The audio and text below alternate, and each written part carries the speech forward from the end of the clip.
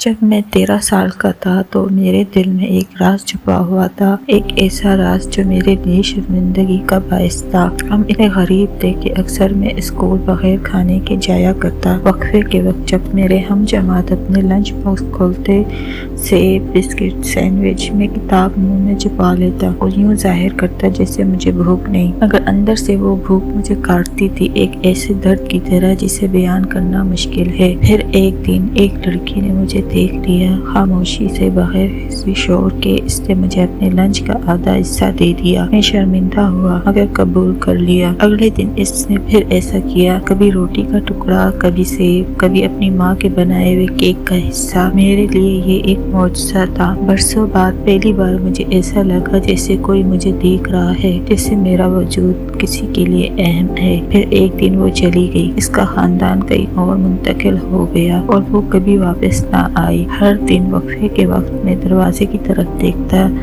کہ شاید وہ مسکراتے ہوئے اپنے سینڈوچ کے ساتھ میرے پاس بیٹھے، مگر ایسا کبھی نہ ہوا۔ لیکن اس کی مہربانی میں اپنے دل میں لیے رہا، وہ میری شخصیت کا حصہ بن گئی۔ وقت گزرتا گیا، میں بڑا ہو گیا، زندگی چلتی رہی، مگر وہ لڑکی اور اس کی نیکی میرے دل میں ہمیشہ زندہ رہی۔ کل برسوں بعد ایک لمحہ آیا جس نے مجھے حیرت میں ڈال دیا۔ میری چھوٹی بیٹی اسکول سے آئی اور مجھ سے بولی، پاپا کل میرے لنچ باکس میں 2 اسنیکس ڈالیں گے؟ میں نے حیران ہو کر پوچھا، 2؟ تم تو ایک بھی ختم نہیں کرتی۔ اس جنکی سے بولی، ایک میری کلاس کی لڑکی کے لیے، اس نے آج کچھ نہیں کھایا، میں نے اسے اپنا آدھا دے دیا۔ میں وہیں کھڑا رہ گیا، بدن پر رونگٹے کھڑے ہو گئے، وقت جیسے رک گیا۔ اپنی بیٹی کے اس چھوٹے سے عمل میں نے اس لڑکی کو دیکھا جس نے بچپن میں مجھے کھانا دیا تھا۔ اس کی نیکی ختم نہیں ہوئی تھی، وہ میرے اندر سے گزری ہوئی اب میری بیٹی کے ذریعے آگے بڑھ رہی تھی۔ میں بالکونی پر جا کر آسمان کی طرف دیکھنے لگا، آنکھوں سے آنسو بہہ نکلے۔ ایک ہی لمحے میں نے اپنی پرانی بھوک، اپنی شرمندگی، اپنی شکر گزاری اور اپنی خوشی سب کو ایک ساتھ محسوس کیا۔